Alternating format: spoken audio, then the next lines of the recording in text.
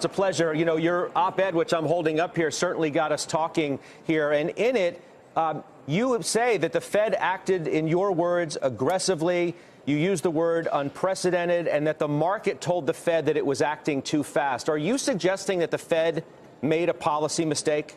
You know, in this case, I did. Look, there was really no inflation to be tamed.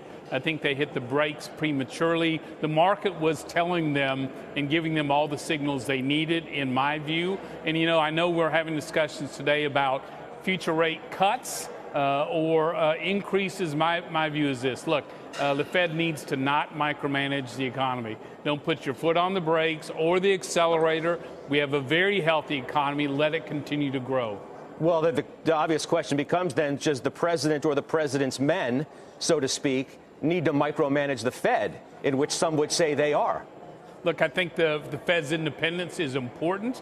You know, I think they ought to be looking at the numbers. They ought to be listening, obviously, to those that have their views. But at the end of the day, again, I think the Fed's greatest role long-term for growth is the sound dollar, price stability over time, focusing on that rather than the short-term issues, I think lend to a better economy. Inflation's close to target. We had Brian Moynihan, the CEO of Bank of America, on with us within the last half an hour, said wages, in his words, are growing faster than people think. It seems to be the hike in December that got some people worked up.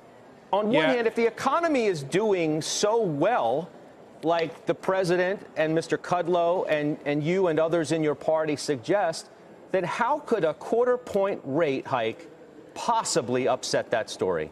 Well, let's go focus on this. Look, if you look at the economy, the reason Larry Lindsay and I wrote that is that the underlying fundamentals of this economy are just so healthy. Personal income is growing. In fact, it accelerated the last half of the last year. It should grow at about a 3% rate. With 1 million more job openings than workers, it won't cause inflation. Worker productivity is running 4 times faster, better that is, than the last term of the Obama administration. The business, consumer confidence expectations are very strong. And so the underlying factors are very good in our economy. And I even think, you know, if you look at the global economy, I know that's been downgraded recently. I think solutions on the U.S.-Mexico-Canada agreement and resolution on the China-U.S. trade issues are going to help spur more global growth than many realize. You agree with Kudlow and Steve Moore, the prospective Fed nominee, that the Fed should cut rates by 50 basis points right now or soon? Yeah, so I haven't looked at all those arguments. I've read most of them. My point would still be this. The Fed shouldn't micromanage the economy. You know, don't put your foot on the brakes. Don't put it on the accelerator. You know, let this economy grow on. The strength of it is very good. There's lots of growth to be had. Let it go. Yeah, there are some who are going to say, though, that it feels like that the administration and others around it are setting up a blame the Fed strategy if, in fact, growth doesn't turn out to the level that you all think it will. And as I said, it's not just the president, it's his top economic advisor. You and Mr. Lindsay lay out an op-ed last week that takes dead aim at the Fed right from the get-go. Is that what's happening?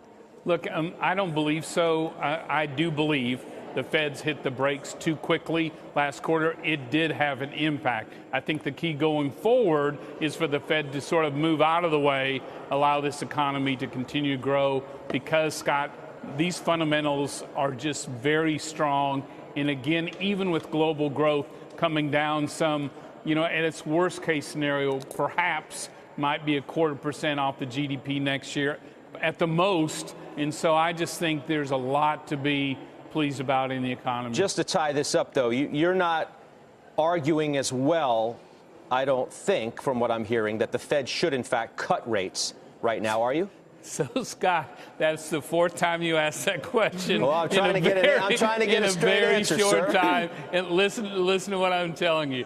I don't want the Fed to micromanage this economy. Don't hit the brakes. Don't hit the accelerator. The fundamentals are strong. Okay, I do find it interesting, frankly, that you make no mention in your op-ed about the trade war or the tariffs or any sort of negative impact that they could have had or still be having on the economy in the face of what has been a transformational tax cut. Yet you hear from the CEOs of FedEx, and I could go down the list and name so many more who have mentioned tariffs and how it's undercut their visibility.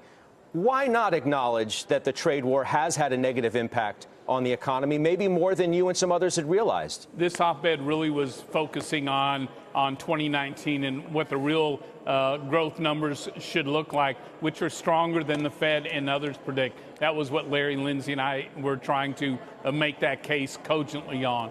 Has there been an impact in tariffs? Absolutely. I'm not a tariff man, but I also say this. It has driven negotiations, especially with China, that I didn't think were ever possible. Now I think the key here is to resolve both the Mexico-Canada agreement and China, remove those tariffs, including the steel and aluminum tariffs, again, allow these economies to grow in a positive way. I'm cautiously optimistic that that's going to happen. Do you think, though, that it's undercut some of the expectations that you guys had on what the tax cut was going to do relative to CapEx, repatriation? I mean, the numbers don't lie.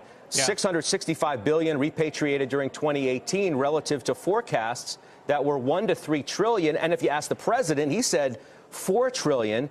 CapEx rose, but that was far outpaced by an increase in buybacks. So where is the CapEx you expected? Where is the repatriation you expected? So obviously looks like almost $1 trillion will be brought back from overseas to be invested in the U.S. economy. Business investment is up dramatically. The cost of capital, that is investing in new projects, is down by 10%. So we are seeing those investment numbers. But back to your original question, did the tariffs have an impact on the economy? And the answer is unquestionably so. We saw it not just in the price of goods, but I think a lot of time distracted to trying to deal with what those impacts could be. One of the arguments, again, why I make to the president that you've leveraged these, you brought the players to the table. There's an opportunity for a dramatically fair trade relationship with China. We need to move off those tariffs as we get a fair relationship. Got the recent numbers in front of me, sir, about the deficit, which I'd like to discuss with you.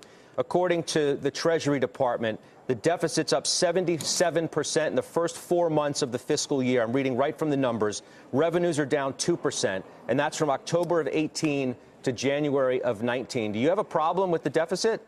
Yeah, I do. That's a premature snapshot. And as you saw, February revenues were running at almost historic highs. The truth of the matter is more people are working. They have higher paychecks. More individual tax dollars are coming in to the federal coffers. More payroll tax dollars are coming into the federal coffers. Yes, there's been impact on the corporate side, but that was part of this long-term investment in tax reform. I'll say at the end of the day, we don't have a revenue problem in Washington, Scott. We have a spending problem. That's how we address it. You still think the tax cuts are going to pay for themselves? I mean, Kudlow himself has suggested you need to do at least 3% growth for 10 years. Today, that feels like a heavy lift, no? So, Scott, what I've always said is we won't know how much of these tax cuts will be paid for until year 7, 8, or 9 and beyond. What I do know is we made a relatively smart and modest investment in a dramatically new tax code. And I'll tell you, most of this was designed for the long term to change the location decisions so that plants, manufacturing, research, IP is done in the U.S., not overseas. That's happening around us right now. I think that'll take a couple years to manifest themselves. Congressman Brady, I really appreciate your time today. Thanks so much.